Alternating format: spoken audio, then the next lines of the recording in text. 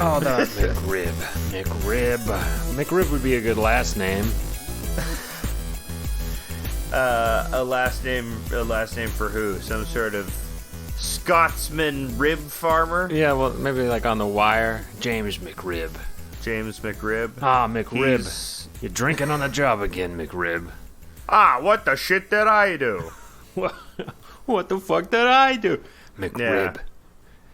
You're not covered in sauce, McRib. You come into work, you're not covered in sauce. Oh, what the fuck did I do? McRib, you got sauce fingerprints all over the evidence. God damn it. The judge will not accept the wire after this. What the fuck did I do? McRib, you've eaten so much sauce that you're now jizzing sauce. You're just cumming sauce everywhere. Yeah, I would prefer sauce, my fast food sandwiches be also action heroes. Like you have a hamburger man? Yeah. Well, no, not like Hamburger Man. Just that the hamburger is the action hero. But do you ever get to eat the hamburger, or no? It's just it's not even a hamburger man with like legs and arms and eyes. It's just It's like an inanimate hamburger is the hero. Is it like the situation where you'd have the hamburger and then you'd have like the bad guys and say, "Oh no, it's the hamburger," and then you just cut to a static shot of the hamburger and then cut back to the bad guys. Yeah. They're like, "Aye." So you cut to a static shot of the hamburger, cut back to the bad guys, and when you cut back to the bad guys, the director, you don't see this. This is behind the scenes. The director would, of course, get up and throw the hamburger at the bad guys, and then the hamburger would hit the bad guys right in the noggin, and thereby win. And as to who threw the hamburger threw itself, I would say. Right. Yeah. We're assuming that. Or the hand which threw the hamburger is sort of a metaphorical hand that the audience is meant to understand the hamburger's own force of will. Perhaps it was the hand that made the hamburger.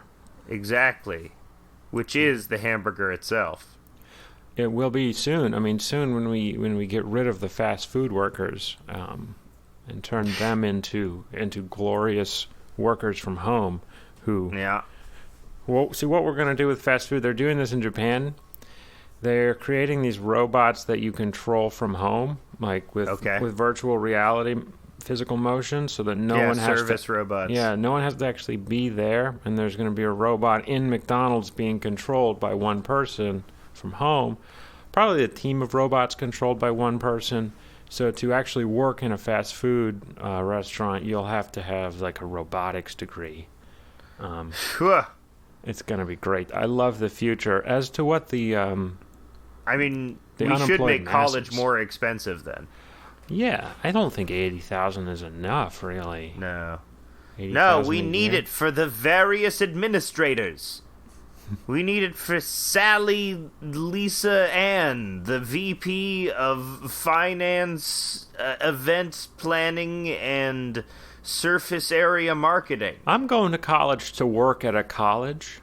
That's what I'm going to college to do, is to be able to get a job working at a college. I mean, that's often the joke about liberal arts, is that, English degrees or English PhDs are sort of a Ponzi scheme, because the only job you can get is being a professor at a college. Or even not even that anymore. You can just get a job being an administrator at a college if you're lucky. Or, if you are not cucked, you become a Dark Enlightenment philosopher, just generating copy for Peter Thiel. I don't think there's really a big market for that many Dark Enlightenment philosophers. I feel like there are people out there who want an intellectual to justify their worst instincts. I feel like there's a lot of people out there like that. I guess the Dark Enlightenment is a bridge too far for people, because even its name is alienating because of how like a secret club.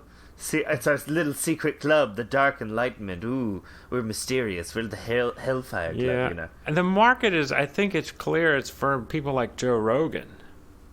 The Dark Enlightenment? No, just the general market for like, what's the kind, what we're talking about? Guys who say stuff. Just like, because I don't think that many people want Dark Enlightenment philosophers. I think they want like a guy like Joe Rogan who's very. Yeah, I think you're right. I think it's a combination of the two. It's which I call the King Ralph. I'm coining it as the King Ralph theory. Are you familiar with the movie King Ralph? No.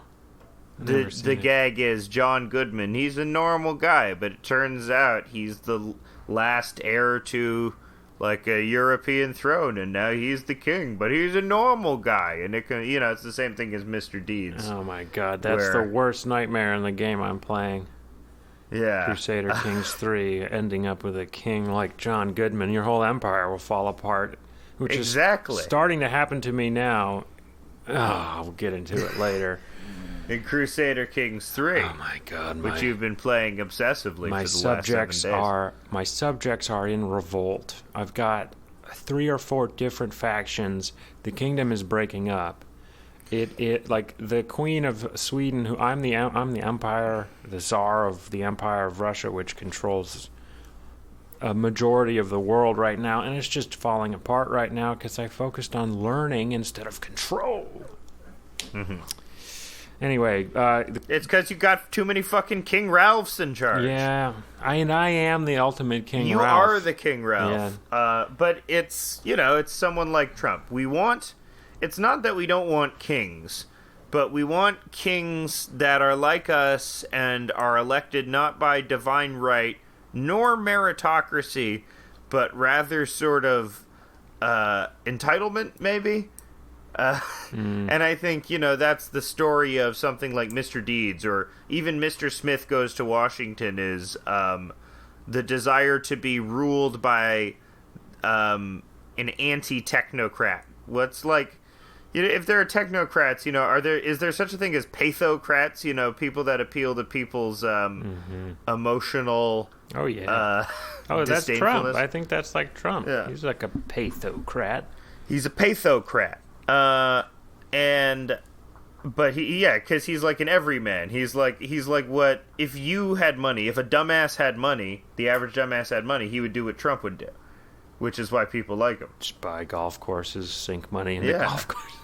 Solid gold fucking toilet, that shit is, get your big. Get like thousands of dollars of McDonald's for your college football people. That's like what a total.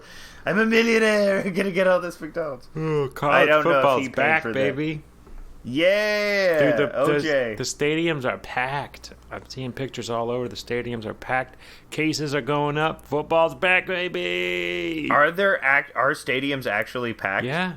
Oh my. Oh yeah, they're packed. In the South, Texas A&M, it's packed. Florida, packed.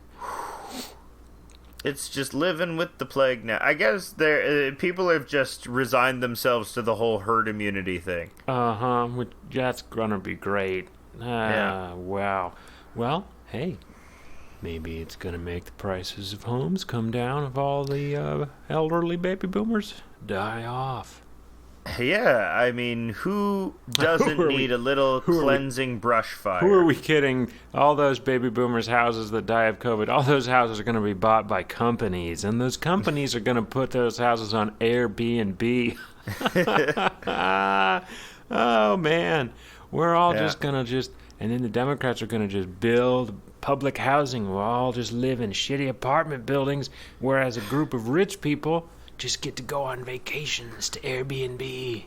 Well, the other problem is that when the Democrats do the Green New Deal public housing bill, it's going to also be leased out to Airbnb. Yeah. So fuck. So we're gonna have that's gonna be a very specific caveat. Okay, AOC, we'll meet you halfway. I like that it's just AOC. Oh my God. Negotiating with them as if she's as if she's not already a lib, just a regular lib. People seem very disappointed with her. I don't know. I mean, I don't know why. Pin all your hopes on a junior congressperson who has no power other than social media power. Yes, social media. She has rhetoric. a lot of social media power. She's got which social is, media not rhetoric nothing, power. I mean, it's not. Yeah. The thing about what's annoying to me is that all these Bernie bros have decided to not vote, whereas... Have they? Yeah, I've seen a bunch of people being like, I'm not voting. What's the point? Well, I'll tell you what the point is. If Democrats win the Senate and Lindsey Graham is defeated, Bernie Sanders will become the chairman of the Budget Committee because he has seniority. So he will be able to wield a heck of a lot of power. And that's it's a darn good reason to vote in your election to try to get Bernie Sanders to be head of the Budget Committee. You know, it's funny. We're called House of Decline, yet our faith in electoralism has not been crushed as some of the more other cynical podcasts out there. Well, that's just because they don't know. You know who you are. They don't know how to. They don't know how to wield electoral power like the Republicans can through just ruthless gerrymandering. Yeah. Just do some ruthless gerrymandering. Party discipline. We need some party discipline. Yeah, we need to bring back the Democratic Party machine where we basically just pay people to vote for Democrats. No. We need our own King Ralph in Jesse Ventura or someone like that. Well, we gotta... Or The Rock. Do you think if The Rock ran as a Democrat... But The Rock would probably run as a Republican. You think? That's a question I was wondering about. Yeah. Because he would be a great president, I think. Because I feel like in the post-Trump era, like the celebrity president will happen again. Yeah, definitely. It can't not happen again. It's the floodgates have been opened, so we're already into Hector Camacho land. I think The Rock should run. More people from the WWE, the better. Vince McMahon should run. Linda McMahon is, and she's one of the longest-serving members of Trump's cabinet. Oh, my God. I forgot that she's actually in... Yeah, she's the administrator of small business affairs. Oh, great. So small business. Yeah, Linda McMahon is especially equipped to do that, because she lost every fucking Connecticut state race that she participated in. Linda McMahon is like the head of the small business. She's just like, oh, I accidentally forgot to include all the small wrestling businesses. Sorry, guys. I guess you're just gonna have to not get any loans. Oh, man. I know how corrupt Vince McMahon is. I don't know about the depth of Linda McMahon's corruption, but if she's in the Trump administration, it's probably a little bad. It's probably not so good. Well, tomorrow is the beginning of the hearings for Amy Cloney Barrett. I call her Cloney because she's a clone. Wouldn't it be funny if, like, she was also molested by Brett Kavanaugh? Ooh. Ooh. That would not be funny. That would be terrible. That wouldn't be funny, but it would be ironic. Like Trump getting COVID, except that was funny. That was I know, and I guess everyone got bummed, you know? Everyone's bummed that he's okay. Yeah. I didn't see the staged medical evacuation. Did that actually happen? What do you mean, his come back to the White House moment? I saw the come back to the White House moment where he's breathing heavily. Mm-hmm. That one? Mm-hmm. What medical evacuation are you talking Apparently there's supposed to be a medical evacuation where they're taking him back to Walter Reed and it's supposed to be televised or some such. I don't know. Why would they take him back? He's fine. He's better than he was before. They made him younger. He's 20 years younger now. You're right. Now he can run for 8 more years. Old King Ralph. Yeah, the mixture. So what we have is like the Dark Enlightenment thing, where people inherently want a king. Yeah. But we also have the inherently opposing populist resolve, where you want your king to be someone like you, someone who hasn't really earned it. But right. This is just the Hamilton versus Jefferson fight that basically that lives inside of America. That's the whole Dark Enlightenment. I want a king thing. Like that's Alexander Hamilton. That was raging within him too. You know, he was always trying to decide whether he was more monarchist or more Republican. You know, small R Republican. 18th century meaning of the word Republican. Yeah, he didn't like the idea of a bunch of dumbasses from the sticks being able to, have any effect on policy, where Jefferson was like, I wanted a nation of Ralphs, all yeoman farmers. Exactly. Artisans. We're all going to be artisans living in a utopia with a very limited government, limited central government telling anyone what to do, and all the states will be like countries. And and then Hamilton was like, no, I want there to be a central government with an army and big taxes and a bank and run by me, Hamilton. You said you were reading the biography of Hamilton, the one that inspired Mr. Lin-Manuel Miranda to make his wonderful hip-hop musical. And you said you were finding it to be tedious. It's terrible. And plotting. It's terrible. It's written badly. It's researched poorly.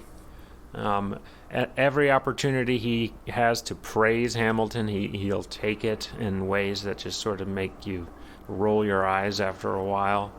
Like Hamilton was commanding a regiment of an artillery regiment in defense of New York, and at one point, one of the cannons exploded and killed 6 of his men, and citing no sources, the author says, and of course, this is not because Hamilton didn't train them well enough. It was because they were all drunk and whoring the day before. And it's just like, you don't know either way. You don't know. Why say either thing? Why... Because you need to paint Hamilton as nice boy, good guy, hardworking man. Yeah, well, he was, taken out by a Dark Enlightenment fellow, Aaron Burr, who was pretty cool, in my opinion. He was like the dark version of Hamilton. Dark Hamilton. Yeah. Yeah, we should do a rap musical called Burr. Right. Well, someone was... Someone was saying that there's going to be a Lincoln project, there should be a Booth project. And I just kept thinking about it. If there's a Hamilton play, there should be a Burr play now. Yeah. Well, what's the opposite of rap? Country? No. The opposite of rap. Doom metal? A doom metal Aaron Burr? Doom metal. Yeah, and it's called Burr. Yeah. Or Burzum. You can't. Aaron Burzum. You can't understand any of the lyrics. Just,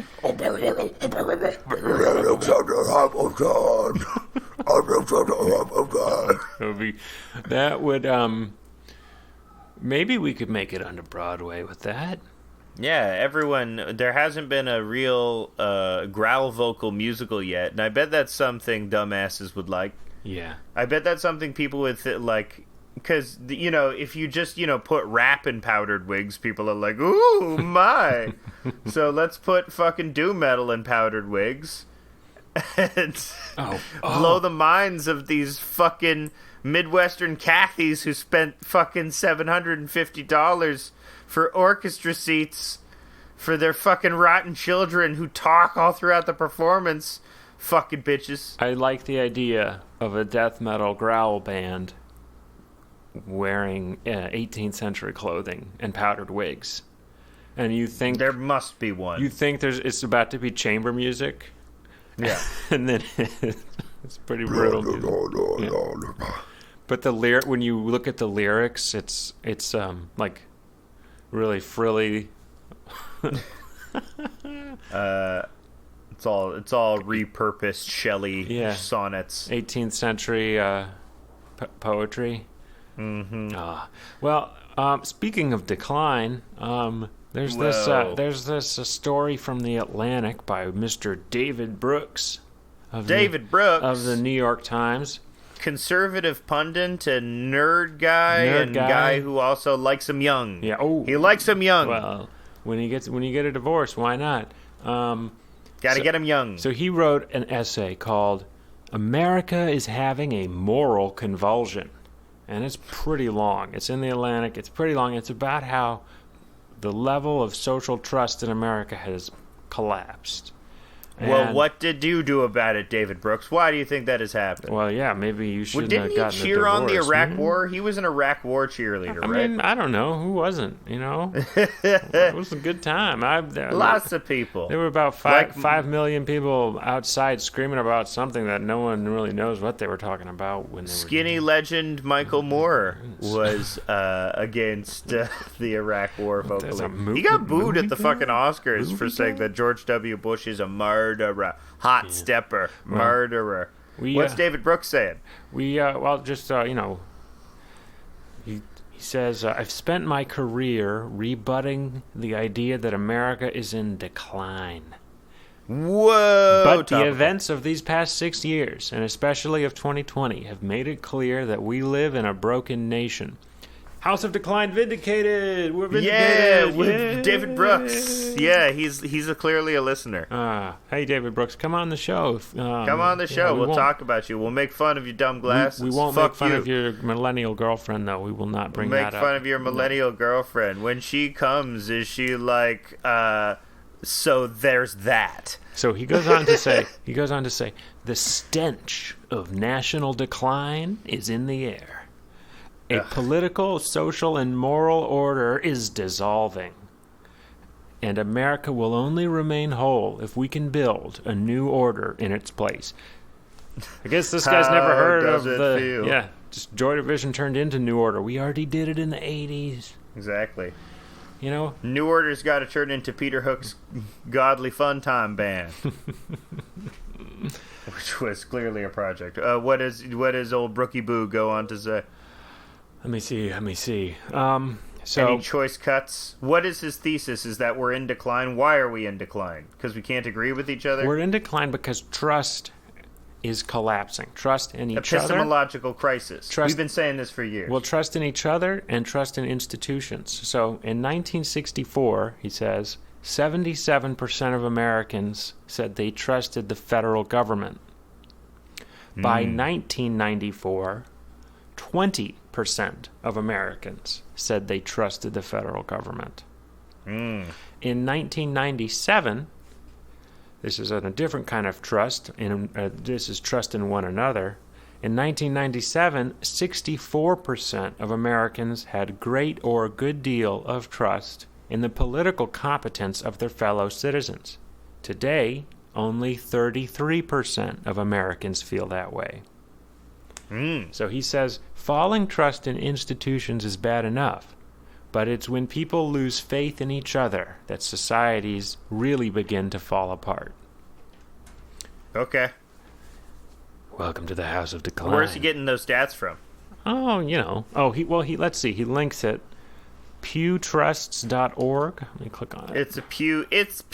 You can trust Pew. Can you trust Pew? You can trust Pew. Pepe Le Pew. Pepe Le Pew poll. Frickin'. Our society is weaker because we don't have trust in each other. But isn't the fact that we don't have trust in each other a function of the fact that our systems are unreliable and the people in power profit off of keeping us opposed in a dichotomy of sniping? Like, Fox News is big money. It has an interest in being partisan. MSNBC has an interest in being partisan, Yeah, most of the article, he's not going into the reasons why. He's examining the state as it is it's pretty comprehensive and well done, in my opinion. Because you're saying that you agree constantly maligned weirdo David Brooks actually has a good take, you're saying? He has a good essay. It's not really, when I got to the end, he doesn't have any real prescription. It's very descriptive. It's not really prescriptive. He's just saying it's the state of America. We don't trust each other. Yeah, and it's, he doesn't come to a conclusion. His he's conclusion just is like, we have to rebuild the trust by, and he's like, I don't know how we're going to do that. I mean, he could stop being conservative. That would be easy. Well, he's not that we conservative. could all just get on board with one ideology. The nice one. Let's get on board with the nice one. Well, he talks about how, let's see. in like the 1890s in America, they created a bunch of new organizations like the United Way, the NAACP, the Boy Scouts, the Forest Service, the Federal Reserve System, 4-H clubs, the Sierra Club, the Settlement House Movement, the Compulsory Education Movement, the American Bar Association, American I think Legion, there's like a ACLU. common thread with all of those, and that a lot of those have like ties with religious organizations as well. So if you want to talk about our eroding sense of community, the fact that we've done away with God as a main organizing principle, and instead have fettered on to Pepe as our new Lord and Savior. Well, religious people are the religious rate of religiosity has remained pretty steady in America compared to Europe. I think that they've kind of decoupled to mainstream society. I don't have anything to back this up, but I just the Bush years were like a time when the religious right was really vocal and powerful. And it seems to me like maybe it's just because I moved north that I don't know about it or hear about it as much. It seems like they've kind of receded in the national conversation. Yeah, but what I'm saying is that even in the early 20th century, when all those organizations were founded, even coastal elites were religious, which is why they could find common ground with the vast majority of differently minded religious citizens. Were coastal elite? Yeah, coastal elites were definitely a thing in the early 20th century. Oh yeah, the term Boston Brahmin goes way back, and they're like the definition of the coastal elites. But I think that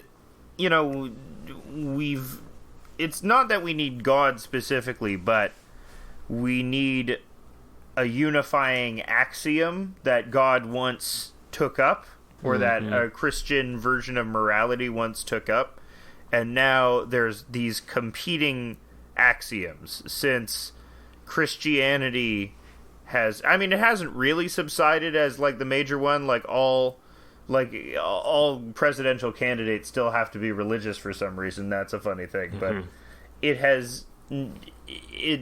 for all citizens in America, Christianity is no longer a unifying thing or like a singular God.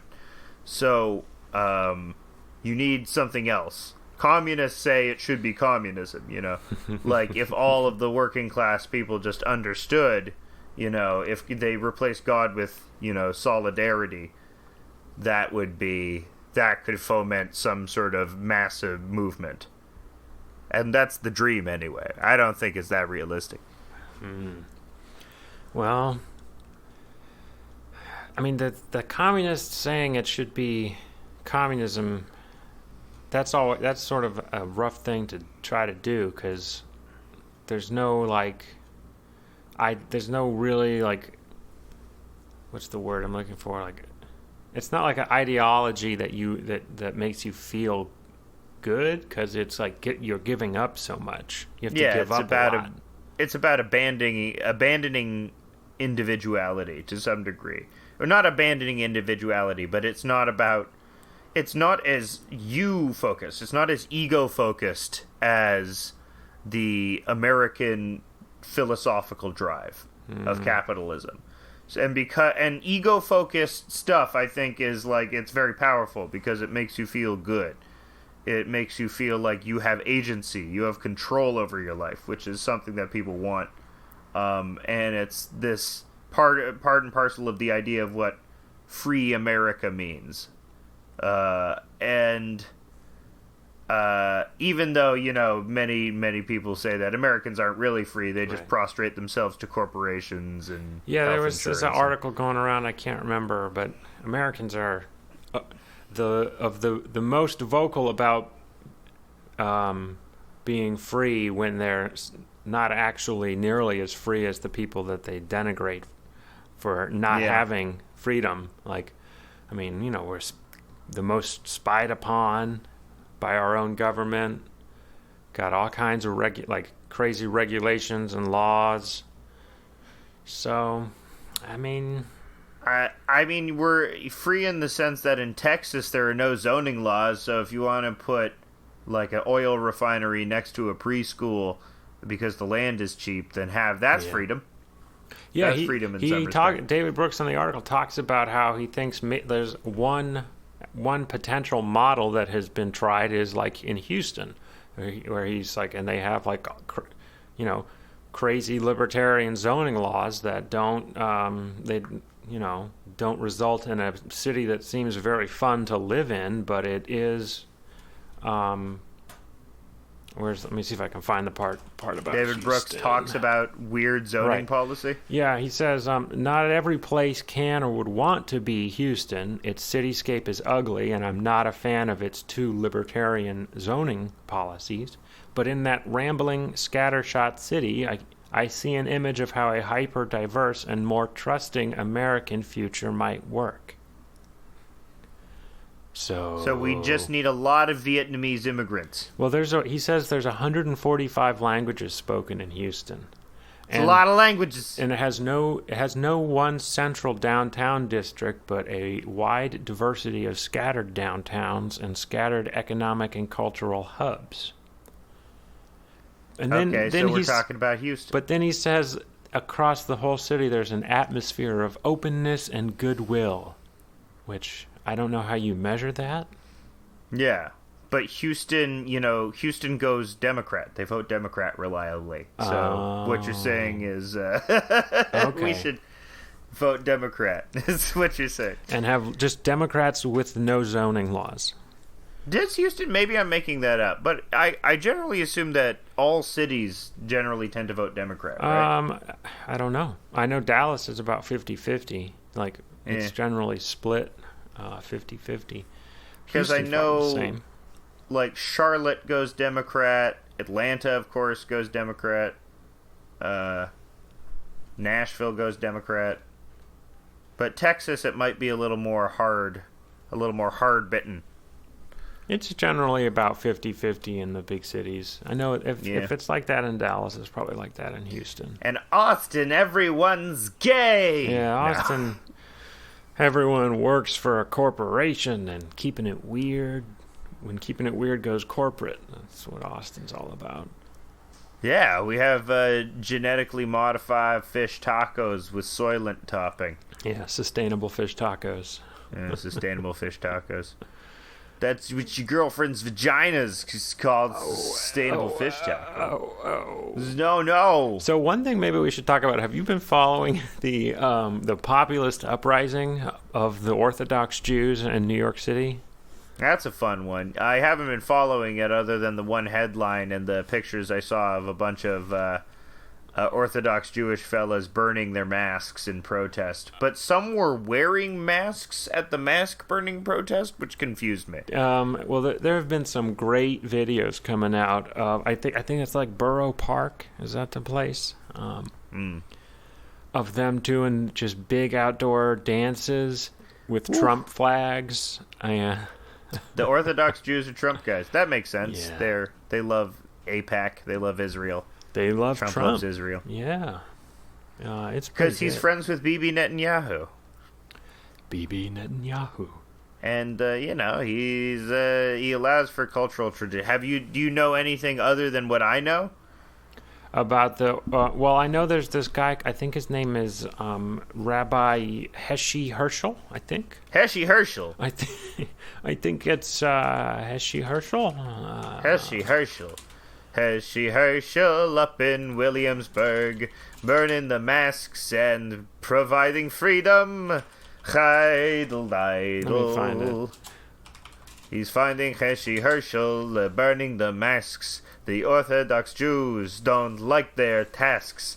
They have to keep with their breathing in tow. But they don't like it. Let's have a go. Beating our wives. So this guy... I'm sorry. His name is Heshi Tischler. Heshi Tischler. Yeah, Heshi Tischler is sort of the populist leader. And he was recently caught on camera calling Mayor de Blasio's wife retard lady. And then hey, this retard lady. And then I think, and everyone, it sort of really sounds like he then says, retard lady coon or whatever. And then everyone, yeah. So he seems horrible. The Trump-supporting Orthodox Jew is racist? Who knew? And he was recently arrested because he basically directed a mob of Orthodox Jews to attack a reporter who was Jewish himself because they were he was the wrong type of Jew. They were all calling him He was Moiser. business Jew. They were calling him Moiser, which means like snitch, because they didn't. That's so funny. And then they beat him with a traffic cone or something. I am Jewish. I should preface this. Yeah, give us your want to comments. preface this before I say a bunch of very negative things about Orthodox Jews. No, I mean, it's just the same as any Orthodox religion community, but they get a pass because of the Holocaust. It's Moser, one who informs on his fellow Jews to the authorities, is a Moser. Moser. Yeah. He's a snitch. Don't go mosing. But yeah, Orthodox Jews, you know how, like, right-wing publications will get in a tizzy about those insular Pakistani communities in England that, like, rape a bunch of kids and then cover it up because they have so much power locally? Yeah, that's happening in Hudson, actually, right now. Yeah. With the Bengali community. With who? With the Bengali. In Bengali community? Yeah. What? Yeah. No. Uh-huh. What? Yeah. There have been protests in Hudson over it. That's fucking... How big is the Bengali community? Hudson is only a town of, like... 600 people out of 2,000, or 6,000, so it's... 10% of the town? Why are there so many Bengali people in Hudson? A bunch of them moved there at one point. Because there were a couple of factories in Hudson that was hiring at the time, and they've since closed. But, yeah, there was a big sex abuse scandal. A member of the Bengali community was doing sex abuse to a lot of girls, and he finally got arrested for it, and then, like, none of the leaders in the Bengali community would say anything about it, and there's a couple of them on the Hudson council, and so there were big protests, and then they were like, and then the council members didn't show up, and anyway, go on. It's a fraud issue. Please. What I'm saying is that this shit happens all the time with Orthodox Jews as well, but they don't catch any heat for it.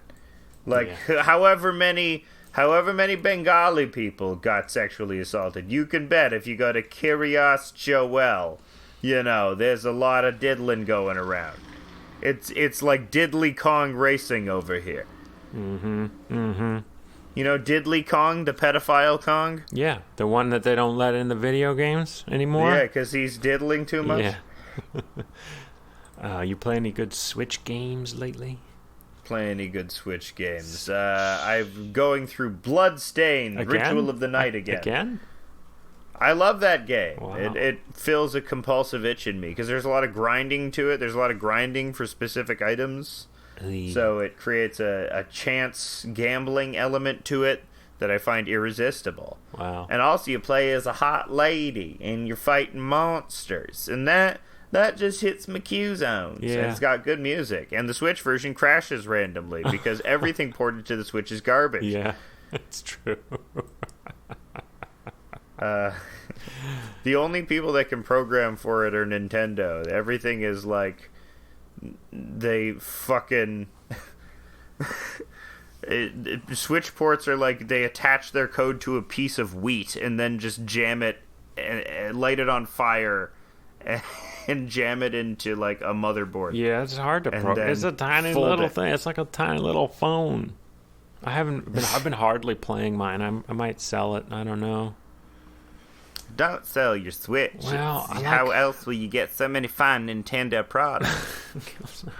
I haven't played it, and because I'm now addicted to Crusader Kings 3, which can only play Crusader Kings 3. It scratches on the PC. Yeah, is what you're saying? It scratches the itch in me to control and dominate the world, and also to spread your seed. Yeah, you get to establish a bloodline. You get to like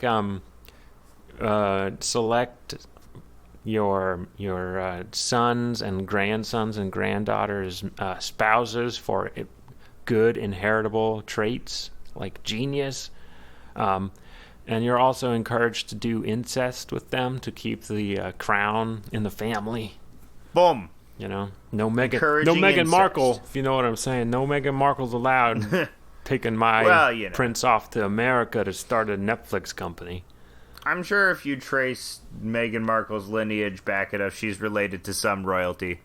Yeah, like, wasn't it like all U.S. presidents are related to some king of England? Yeah, all U.S. presidents except for, like, Buchanan, who turns out was just, like, a small Turkish boy in disguise the whole time. Oh, Buchanan. What a disaster. What a disaster Buchanan was. He was the gay president. Was he? Rumored to be gay. He was a bachelor throughout his entire... He was a bachelor throughout his entire presidency, and he was often rumored to maybe have been a member of the member-loving class. The member class. I guess women also love members, but it doesn't seem like women love members. Gay people love members. Gay people we can love be sure members? of that. Is that what the members-only jacket was? Yeah, it's just a jacket. It's just like only dicks. Put only dicks on this jacket. So let's do a coronavirus update. How is Toronto doing in the coronavirus update time? Very bad, actually. We've had a recent resurgence. Hundreds and hundreds of new cases a day. We opened up the casinos. I think it's fake. I guess the second wave is fake. The first wave wasn't. Well, you guys actually in Michigan had the biggest news of the week. It's fake news. It's fake news. These guys, they're trying to. What's her name? Whitmer. They're trying to lock me down again, and I won't let them. What was like the ringleader of like the group of bumbling terrorists? They weren't terrorists. Were they terrorists? Yeah. I think that counts. That counts as terrorism. Trying to kidnap the governor is a terrorism. But he was a Starbucks "Don't tread on me" guy. Okay. So that was I think that was an initial, like, they were trying to. That one guy was not the ringleader, but there was one very funny guy. It was like a Whole Foods employee / anarchist, with big gauges in his ears. But no, he wasn't the main ringleaders. The ringleaders were like the fat, scary dude you don't want to run into. Beardy Duck Dynasty. Yeah, you don't want to run into him at the gas station or accidentally bump into him. Both because he smells like garbage and lives at the dump. And is not like all happy-go-lucky like Ricky from Trailer Park Boys. In fact, he will kill you. But see, they're living their version of freedom. Oh man, yeah. Well, you know what? Good for the FBI. I guess that we do need the police. Hey. Oh, dang. Hey. Well. I mean, we need at least the FBI because it wasn't just the FBI. Mulder and Scully. It was 200 different police department or police people all over the state of Michigan and Ohio to help take these guys in. So, good thing. How much damage would they have done had they been successful? If they kidnapped the governor? Do you think they would have successfully? Were they too bumbling to kidnap the governor, or did they have the means to kidnap the governor? I don't know. I don't think they would have been able to like set up their own constitutional state convention and take over the government of Michigan. I really don't. Michigan Free State. Yeah, I don't really get what their ultimate plan was. It seems like the Michigan Supreme Court took care of whatever they wanted anyway. So I think most people, like when they talk about defunding the police, most people aren't talking about homicide cops. I think people generally have like a very good opinion of homicide cops. They're usually talking about like Vice. Like when people have bad experiences with cops, it's always fucking Vice Squad or just beat cops. Someone called in an assault charge, or like someone who, like a mental health call that goes horribly wrong because cops are called instead of social workers, you know. I think when hard pressed, even like police abolitionists would acknowledge the role that there should be some sort of murder detective in society. Well, that but is a good idea. This wasn't just like the murder detectives. Or conspiracy detective, or like cult detective, or whatever. You need manpower, so you can't have. And if you don't need manpower constantly, but you need it when you need it. And I don't know. I think like a lot of the hatred of policing, which I think is undeniable, is just a lot of policing is just used to tax the poor constantly, either through fines or through, just bullying them, keep mobility down. It's always a fine, interlocuting clockwork system of wonderful brutality. So we're supposed to not ever connect the ideas that both crime has been going down in this country while police budgets have been going up. Those we're not. If you ever connect those two crossing currents, you get excommunicated. But it could be that they are related. I think the reason why is Rudy Giuliani would often claim that the reason why crime went down in New York was because of his famously zealous police policy, rooting people out of squats, paying homeless people to leave town, beating a lot of people up, most of whom were black people.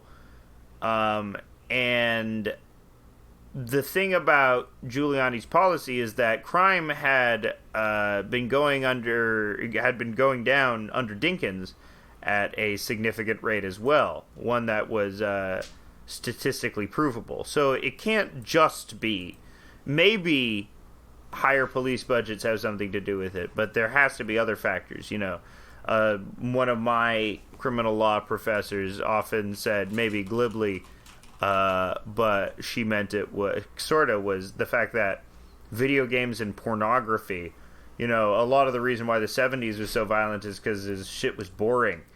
The reason to do crime is because you're fucking bored as hell. But I think, a lot of other reasons. Freakonomics suggested it was because of abortion, because people that would have been born into poverty and forced to subsist in a criminal lifestyle, they weren't getting born. So after Roe v. Wade made it possible, that's why crime started largely going down in the 90s, because the people that would have come of age at age 20 were not coming of age and not doing the crime, so it didn't exist.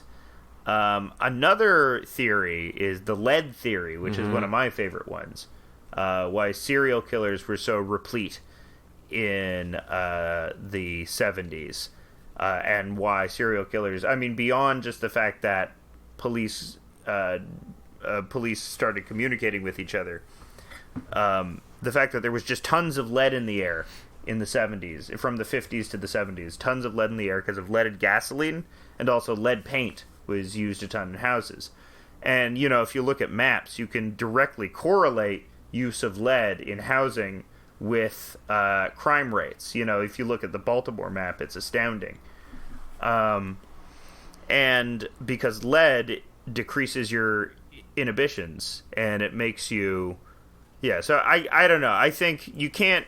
You could potentially say that higher police budgets are correlated with reduction in crime, but I think there's a lot of large social factors, a lot of which sort of are motivated by easing poverty. I think the Freakonomics one is one of the most compelling ones, because easy access to abortion is really one of the biggest easements to poverty you can think of, because nothing makes you more impoverished than having a kid that you can't get rid of for one reason or another.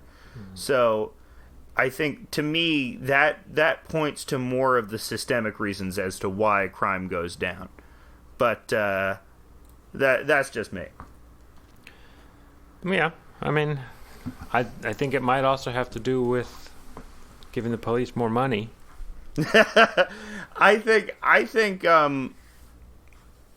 I think funding certain aspects of the police are worth it. Yeah, well, but I think, for example, murder rate in Chicago had been going down until 2012, when Rahm Emanuel disbanded the gang department of the police. Like, there was an anti-gang unit. And then Rahm Emanuel disbanded it, and then murder started picking back up in Chicago. And I don't, know what environmental factors do you have to explain the fact that there's 100,000 gang members in Chicago? I mean, once again, you can just go back to the old Mr. Poverty, which I'll say every time is that, I mean, Chicago is a highly segregated city, and North Side objectively gets most of the benefit of public funding in the city. I mean, I'm always, you know me, I'm always just going to go back to that old chestnut. I think also under the dailies, maybe trusting police numbers on gang warfare was not necessarily, those might not be the most reliable numbers on the planet. These aren't from the daily era. When was I'm talking about a Rahm Emanuel time. Yeah, because Rahm Emanuel disbanded the police, so the murder rate went up. But the Daily Dynasty ended with Rahm Emanuel. Rahm Emanuel was the guy that ended the Daily Dynasty. Oh, was the guy right before him a Daily? Yeah, the guy right before him was a Daily. And those guys are, you know, your classic Chicago corrupt guys. And Chicago cops, it's like, they are... NYPD cops are not even close to the worst police department in America, which is really saying something. I would say that CPD might be the worst cops in America. It says that Emanuel disbanded the anti-gang unit in order to focus on beat patrols. Yeah. So I guess that didn't work. There you go. I mean, like I said, it's not necessarily about defunding the police, but yeah, like I said, the when people think of bad cops, they think of fucking beat cops fucking hassling them. They don't think of people doing these large systemic raids on violent organizations. I think most people, even anarchists, when pressed, would say, yeah, we probably should have a bunch of people dedicated to investigating this type of thing. Well, but then you get the ATF invading Waco and fucking that. Yeah. So, which turns people into these Michigan militia people. So it's all just a Ouroboros. What do you mean I can't worship mistake. Jesus by marrying my sister? What do you mean? You mean to tell me I can't worship Jesus by marrying my own daughter? Is that what you're trying to tell me? Why do you think there's so much step-sibling porn? What's that about? You know what it's about. America's a bunch of kinky freaks. I guess you're right. Is that America, though? I think America's just a bunch of freaks who should be ashamed and they should go to church and confess. Because this is a phenomenon, right? Yeah, I'm not making this up. Like, in the past 5 years, like, step family porn in general has been this big thing. Yeah, exactly. Yeah, it's like all there is now. It's just like, oh, my stepsister's trapped in the dryer. Yeah, but it's not. They only say step because that makes it. It's supposed to be incest porn, but you can't say incest on Pornhub. No. So if they're your step siblings, then it's okay, even though it's not. Yeah, well, it's weird. Yeah, I just think I've heard one theory. It's that men now are so lazy that the only archetypes for women they have are the women that live in their house with them. You're blaming men for being lazy? I'm blaming men for being lazy. Maybe it's society's fault. I do not think women are women consumers of step sibling porn. Is that a thing? I don't know. I don't talk to the ladies. I feel it seems like a guy thing. It seems like that doesn't smack of women to me. It doesn't smack of women. No, to you? It doesn't smack of their sexual fetishes. It doesn't smack of women to me. No, women like sort of like long. Maybe I could see if it was like this long courtship Wuthering Heights thing, you know, maybe. That's what women like. Women are all the same, and they like certain things. Did you see Bill Burr going on SNL doing an anti-woman rant? Women! They're all the same! They got big gangly gashes! I came out of one and I'm not proud of it! My mother's a fucking whore! Yeah. No, he did. That's was like he saying that's that? Basically what he was saying. He was like, okay.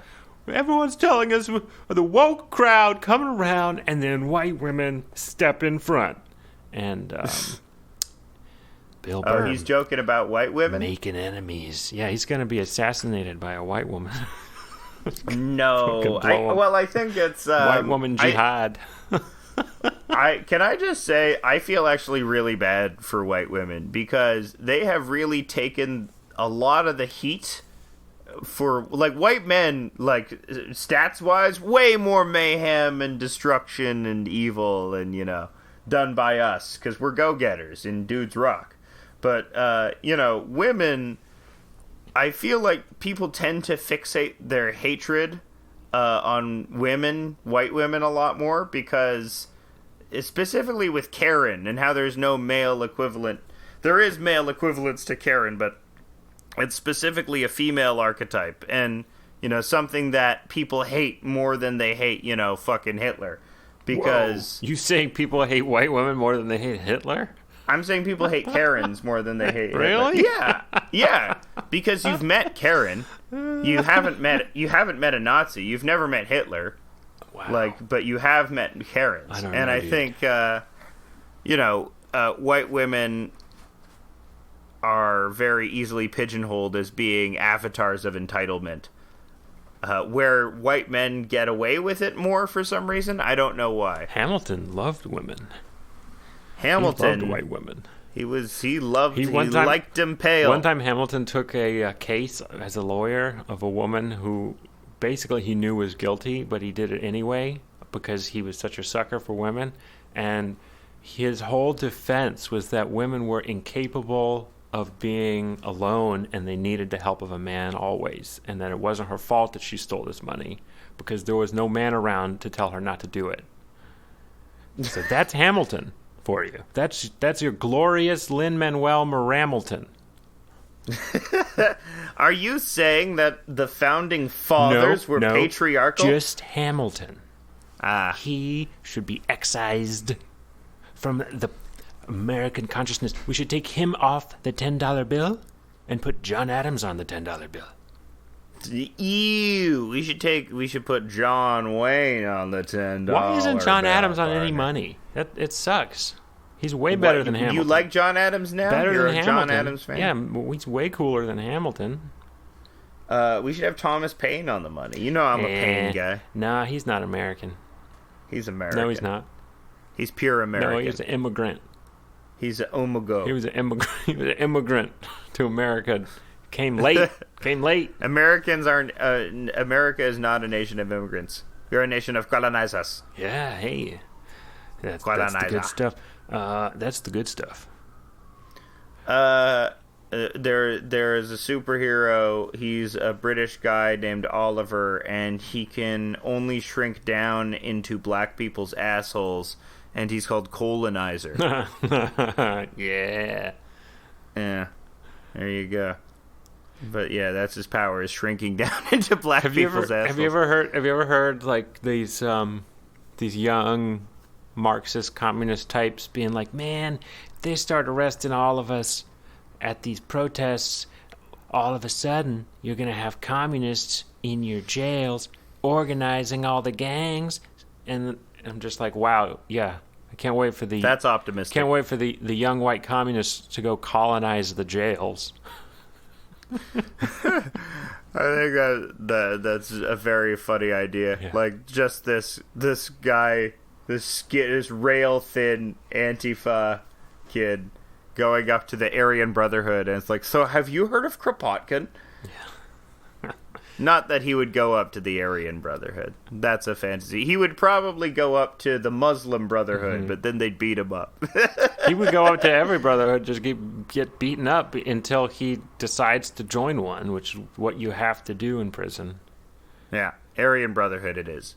Yeah, I'm more in favor of like prison abolishing or, decriminalization of most things rather than police abolishing or defunding. Well, yeah, I would abolish jail for all nonviolent crimes. Yeah, no more jail and no more drug. You can't go to jail for drugs. Anything with drugs, you can do not go to jail. No. You do not go to jail. You go to my house and you give me some.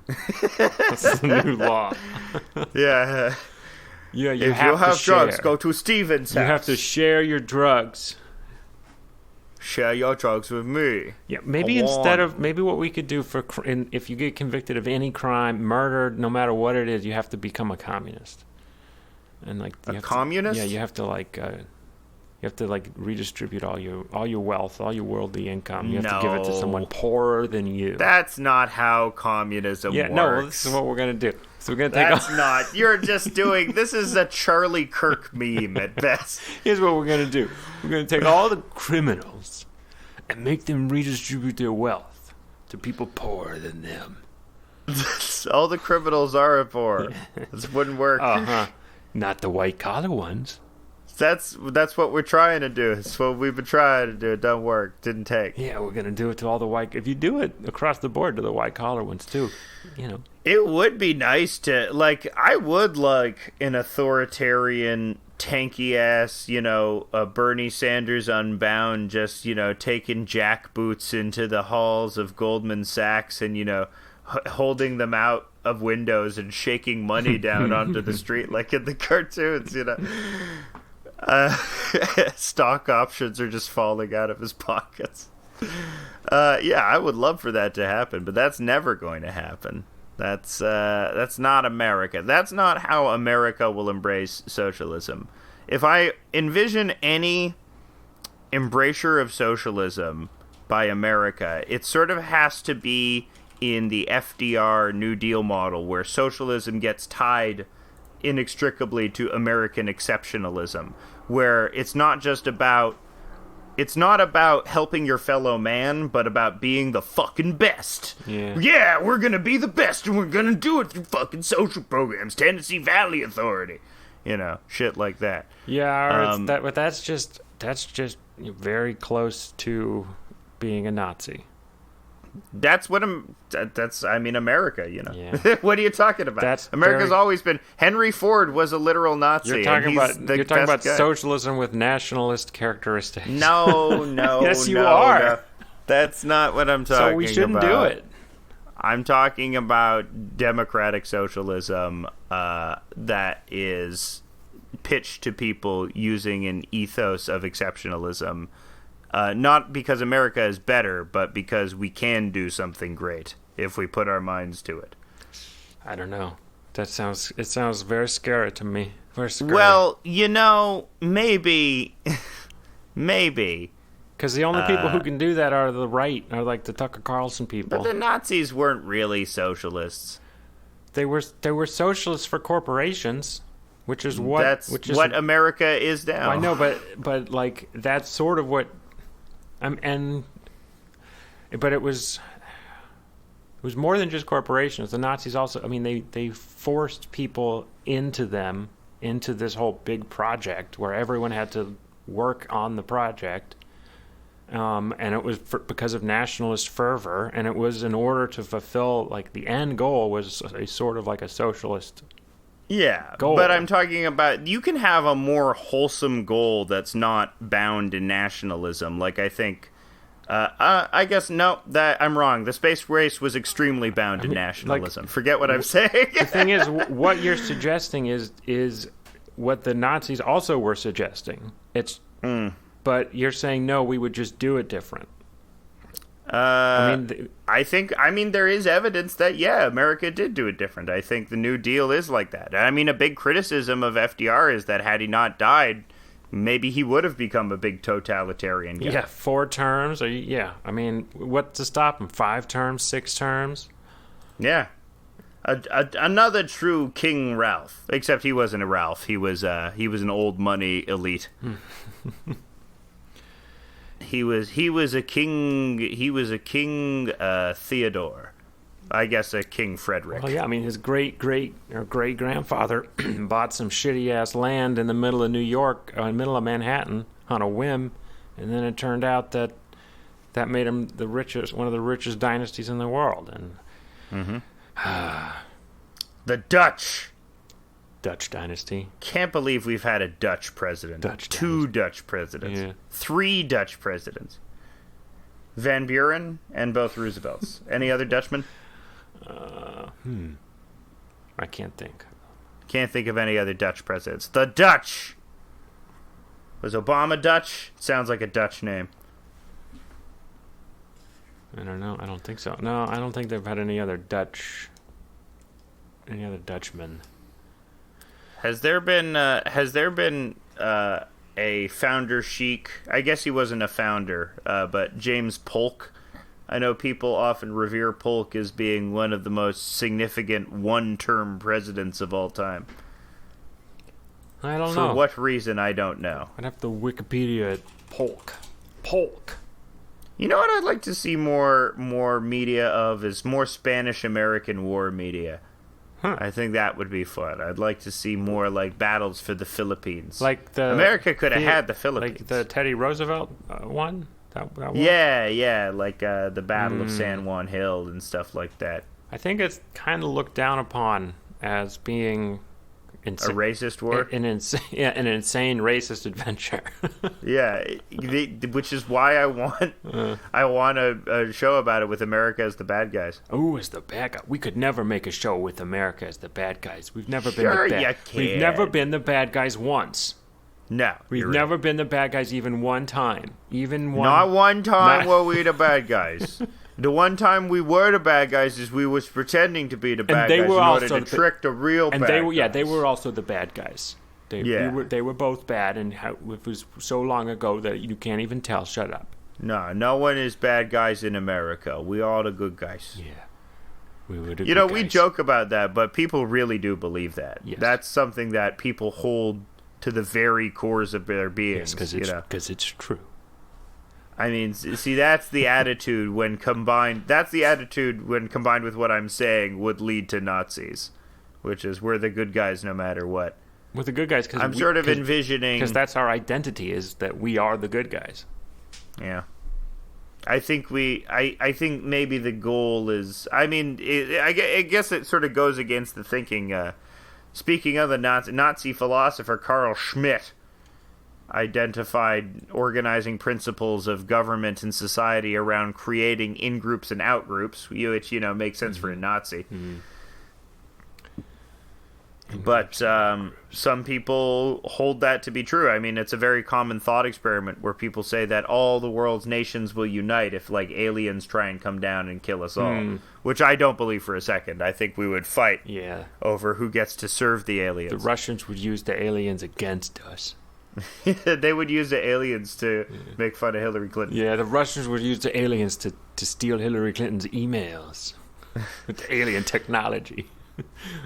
Yeah, we get aliens to take Hillary Clinton's tampons from her. Yes. She still bleeds even at her age because of crazy adrenochrome hormone she on. Yes, aliens have much better HTTP hacking abilities, and they can break into server. It takes them 1 second, and now we can see that Hillary Clinton actually likes to put the tampons two at a time in there. Yes. She likes to double up her tampon. She likes double stuff Oreo. Yeah. That's what she calls it. She goes, Bill, I'm doing another double stuff Oreo. God damn it, Hillary, I don't want to hear about your dirty pussy. Bill, why don't you love me? Well, he's too busy on Epstein's they don't island. Love each other. He's too busy on Epstein's island. He's too busy. On Epstein's island. He's too busy on Epstein's island. We're going away on Epstein's island. What a sunny day. Whatever happened to... we're going out camping. Whatever happened to Ghislaine Maxwell? What was she doing in prison? Where is she? What's happening to Ghislaine? Where is she? What's happening to Ghislaine? Where the fuck is she? Huh? Where the fuck is Ghislaine? Where in the world is Ghislaine Maxwell? She's still just rotting in prison. Is she? Her trial is underway, isn't she? I don't know. I do not know. Did she try and take her own life? I don't even know if she's really in jail. No one knows where she is. She hasn't been seen in weeks. What? Where is she? You try to find out. Where is Ghislaine Watch? Where's Ghislaine? Where is Ghislaine Maxwell? That's the Power Rangers theme. Go, go, Power Rangers. We like to eat assholes. Go, go, Power Rangers. We are eating assholes. Go, go, Power Rangers. Eating assholes, Power Rangers. Yeah, so there's no one knows where she is. She's supposedly in jail, but I don't believe it. Okay. Oh, here we go. August 25th. Judge denies request to be moved. So Ghislaine had a request to be moved to Gen Pop. Gen Pop? Why? That wouldn't have been good for her. Yeah, I don't think so either. Let's see. Maybe she just wanted to... Okay, so this is interesting. She's in the high-security cell in the Metropolitan Detention Center in Brooklyn. Very similar kind of place to where Jeffrey was found dead. Oh, Mr. Epps. I'll just say was found dead. Okay? Yes. So she requested to be moved to Gen Pop, probably because she assumes she might be overtaken with the urge to suicide herself as well. She wants a partner. She wants a witness. She wants out. She wants out of the solitary because someone's going to come get her.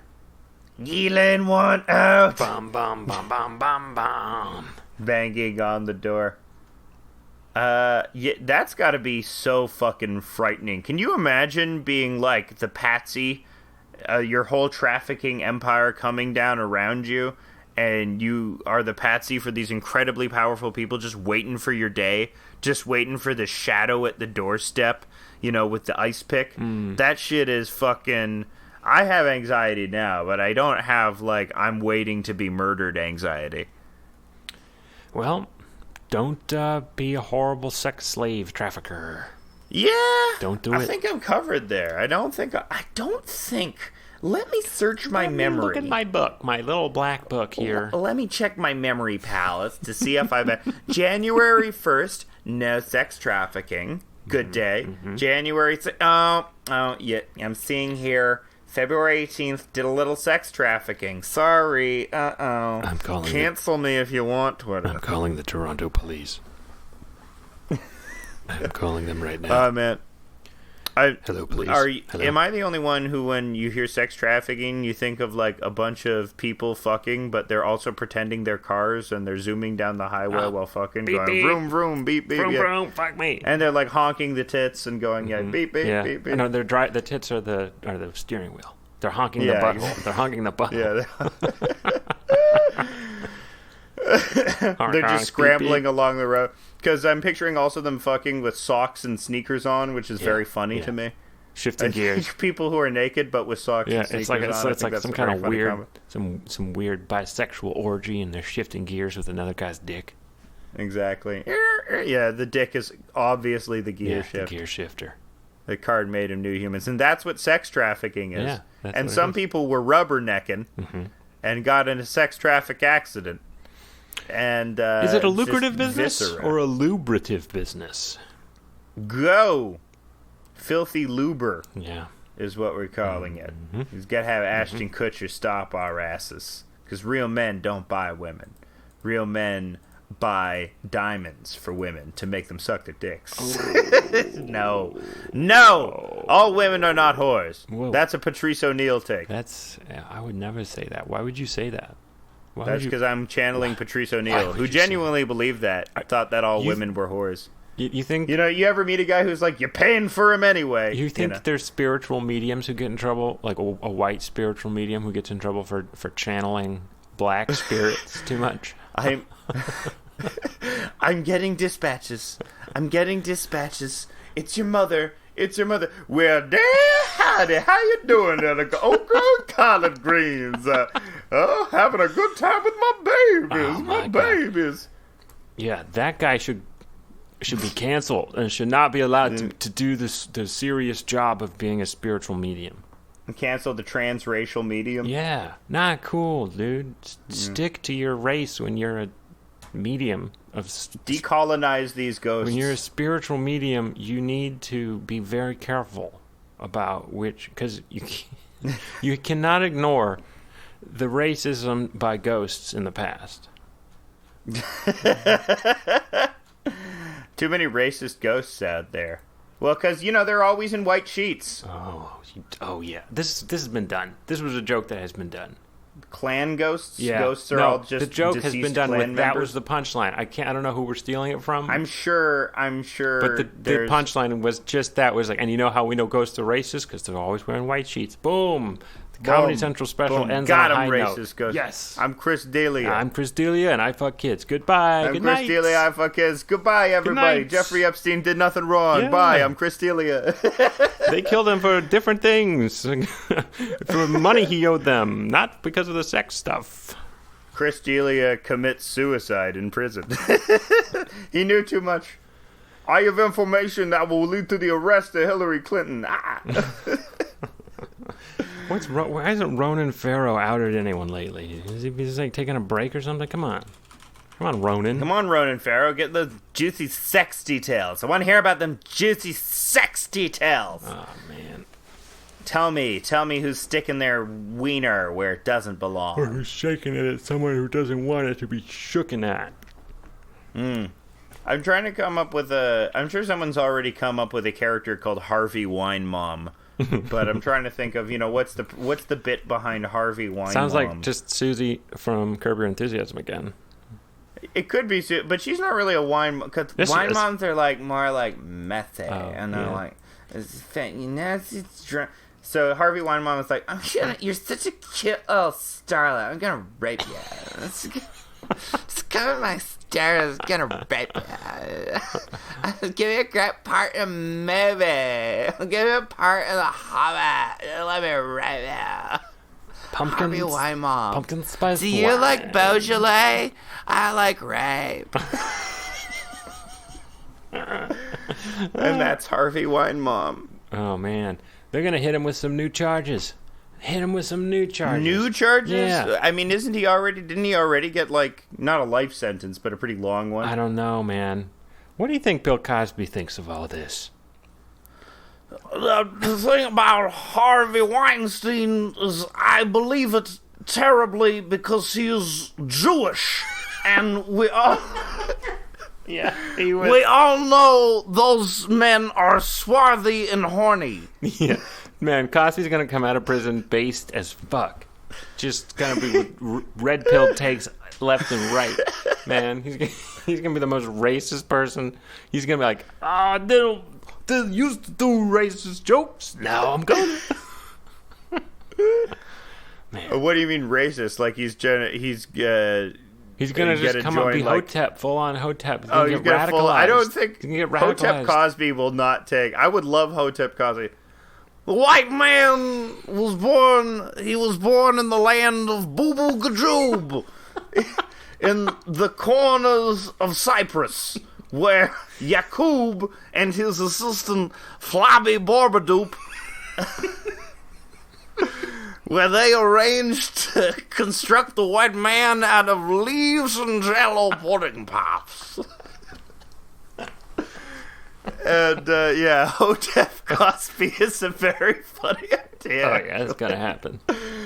I would love Hotep Cosby. I guess I already alluded to it. It's his anti-Semitism. Well, hopefully Cosby... Theo, never marry a Jewish girl. You can fuck white women, but never marry... Pants up, don't loot. This is Bill Cosby. Oh, man. Jesus Christ. There are so many raping celebrities. Why? It's so... If you're at that level of fame and you have... It's so foreign to me that if you have financial security, why you would do anything to jeopardize that. It just makes me so angry at these people. Think of the guy running for Senate in North Carolina, Cal Cunningham. Why would you do an affair if you're running for Senate via text? Have you not been paying attention at all? Yeah. He's such an idiot. These people just risk everything. It's the same kind of mentality. Like, I guess they don't think anything bad could ever happen to them. I mean, maybe it's the same kind of thing with, like, I could never catch COVID. I'll never get caught having an affair. What? What do you mean? It's just life without anxiety, life without inhibitions. It's funny because I was talking to my friend on I guested on my friend's podcast, the Grim Reefer podcast, and she talks a lot about wellness and sort of getting into a mindset where you feel less inhibited or you have less mental limiters on what you want to do, what you think you can do, which is healthy. But, there comes a point where mental limiters can be good because they can like show you what is realistic or what is delusional. And fear can protect you sometimes because, that's what I mentioned. I mentioned NXIVM because, Keith Raniere's big thing was breaking down people by saying you should abandon fear, abandon fear, abandon fear, abandon fear. And once you lose all fear, then the idea that all experience becomes sort of like, and it is this very new agey thing where all experience, no matter how negative, becomes part of your life history and it becomes joyful. And you can attune your mind to never feel negative emotions attached to anything, but rather only positive. And that was sort of the mind virus that he gave to people. And, I think that's the thing that these affair people have. They just have that mind virus where they don't have an acute sense of anxiety, to even like a normal sense of anxiety. And I think to some degree you need that in order to be a politician because that just involves managing everyone's expectations and disappointing so many people that if you have any sort of, deep empathy, it's going to destroy you. It's going to exhaust you. So I think to some degree you need that level of sort of insane lack of paranoia or fear. But Jesus Christ, It's so much in contrast to how the majority of Americans who aren't in positions of power or wealth are.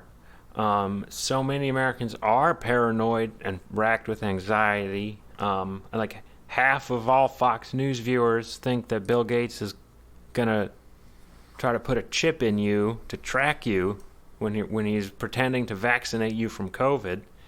It's like feeling that anxiety every day.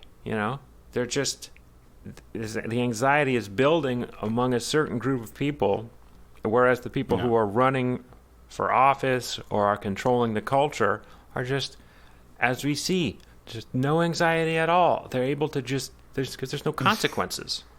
Yeah. And I mean, that's part of why, I was, part of why the Me Too movement was good, and I don't really have any problem with people getting fired for either sexual harassment or racism. Like I'm pretty much fine with that. It's because the normal ways of dealing with these undesirable elements, there's no other ways of having consequences. All we can do is get people fired now through mass social shaming. That is the worst thing that you can do to somebody because, you sure as hell can't convict anyone for fucking sexual assault. Right. You can't, the laws we have no faith in any of our institutions of laws. Like the only institution we kind of have faith in could have faith in is our own power as a large group of angry mob. And what we can do is firefighters. We like firefighters. Yeah. They're sexy. They're big muscly boys. Sexy. That's what we should do. We should just call the cops firefighters. They got big hoses, Yeah. They squirt all over everything. It's really hot. It's really hot and sweaty. And park your big red truck next to my hydrant and jam your hose into my notch. Into your notch. I don't know the proper word for what you put a pipe onto on a hydrant. Oh, it's a gasket. A gauge? A gasket? Gaskell? Gasket's a pretty funny name for flesh hole. I like that. A gladle? Ooh, yeah. Put it in my ass gasket. Ass gasket. My flaring ass gasket. It's flaring up. My butthole was bleeding. I wasn't drinking enough water, having some poops shaped like a diamond, like cutting my butthole up. Yeah, you were having sickle cell poops. Yeah, they're sharp. Yeah, it's good stuff. I like when my butthole bleeds. I'm bleeding butthole. Bleeding, blood, and blooding. Yeah, I've had the old spackly red butthole. Mm-hmm. Yeah, you got to put some glue on it. Whoa! Yeah, you glue it up there. That's how I fixed it. Hey, I fixed it. My number one nightmare is gluing my butthole shut. Really? Yeah, I don't know, because that was in 7, right? I first heard it in the Wu-Tang Clan. I'm gonna sew your asshole shut, and I'm gonna keep feeding you and feeding you and feeding you. But that was like the gag in 7, like the gluttony torture is he does that to a guy, right? He sews his asshole shut and keeps feeding him and feeding him. Yeah, he did it was the Method Man of one of the 7 deadly sins, which is of course hip hop. The 5 pillars of hip hop are pride, lust, and no. Great movie. B-boying. B-boying is one of the 7 deadly sins. Questlove shows up everywhere. Just everywhere. He's there. Oh, there's this mall opening in rural Missouri. It's Questlove is here? It's just drumming? Oh my god, it's the birth of my second daughter. Questlove?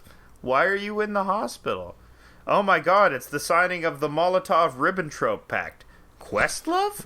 What? Man, they just pay me to be here. I just show up and be Questlove. My silhouette is very recognizable. He's got that Cornel West silhouette. Yeah, he's got that Cornel West silhouette. He looks like a large Cornel West. He looks like if, like, Cornel West... I guess Questlove would evolve into Cornel West. He's Cornel West's fat son. He's like Westlove, Cornel Questlove. Cornel West and Questlove do the fusion dance to become Westlove. Oh, no, how about Cornel Questlove? Cornel Questlove? Yeah. I like the idea of Cornel Quest where you have to, like, try and inspire a bunch of college kids that haven't read anything you've ever written but like you as a meme. Now, what I'm saying, young brothers, is you have to go out and organize things. Can you have a Snapchat with me? Your hair is so cool. Oh, man. Oh, no. I should get on Nextdoor, see what kind of shenanigans the neighbors are up to. Spy on them, you yenta. Last time the neighbors were like, there's a dog, and I think that the owner should be arrested.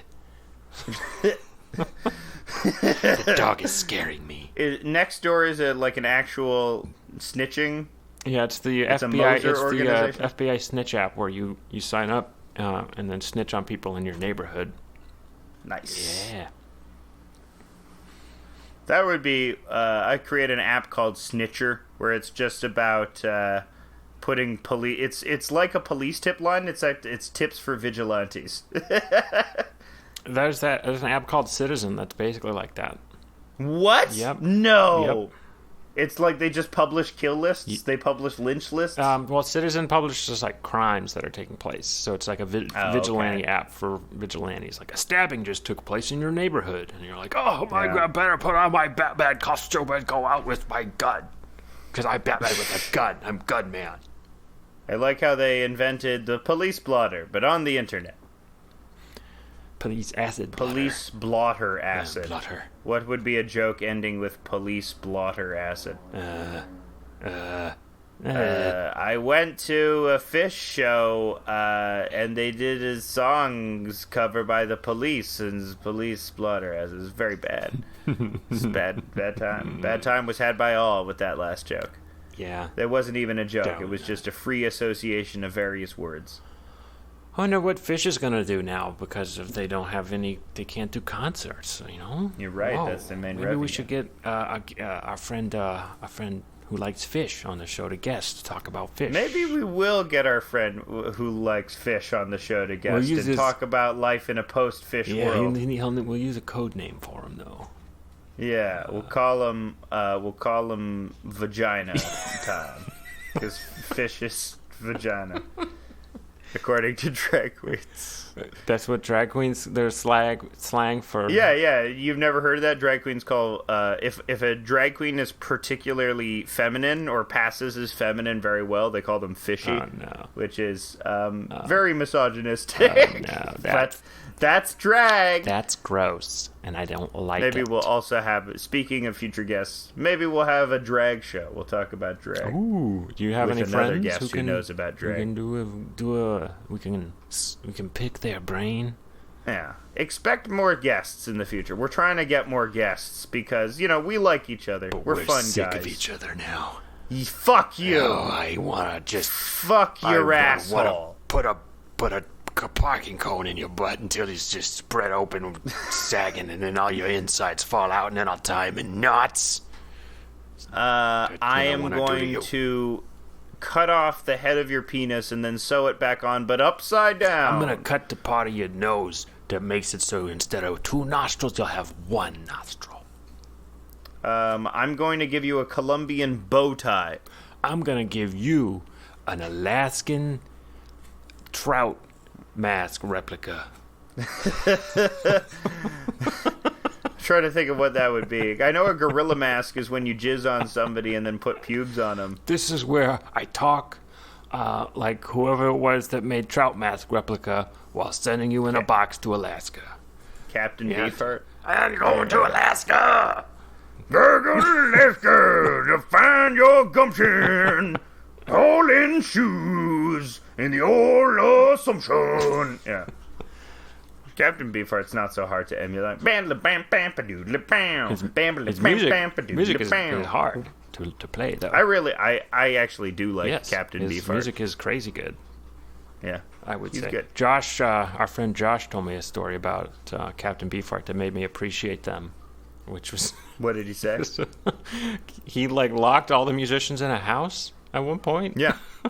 So that's very For funny. 9 months. Very funny. And he abused them terribly. That's a good time. That sounds like a Yeah. good time.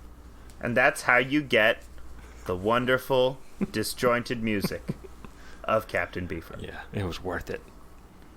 Well, we're up to an hour and 30. That's it Do you for want us. to call it a night? That's it for us. Goodbye. That's it for Listen to Beefheart, folks. Yeah, listen it's to it. wacky. Yeah, it was. Goodbye.